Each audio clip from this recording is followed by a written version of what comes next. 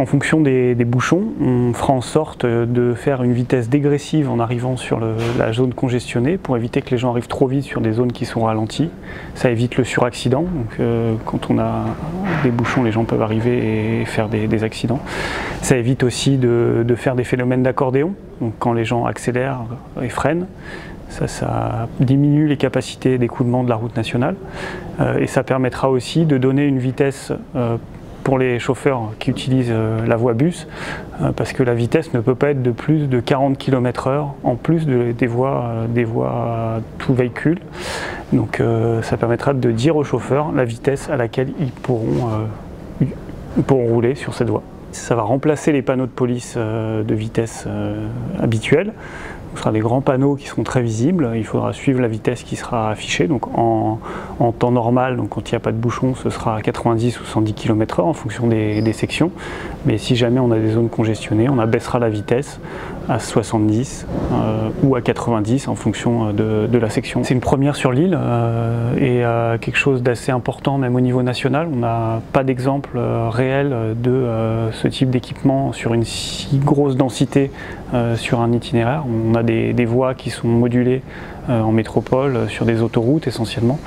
Mais là on a énormément de portiques, donc on en a 7, dont plusieurs qui sont dans les deux sens de circulation, sur un linéaire de 9 km. Donc on va le mettre en service prochainement, donc au milieu de l'année.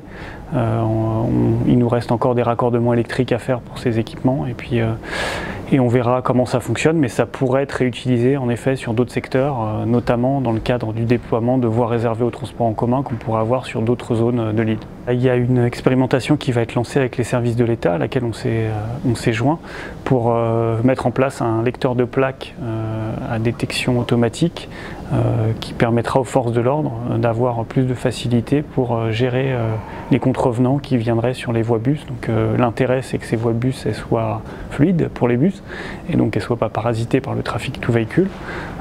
Et donc il faut que ça soit respecté. Donc les forces de l'ordre sont là pour ça et ils pourront utiliser ce système à partir là aussi du milieu de l'année. Le système va être déployé sur la section entre le verger et du parc.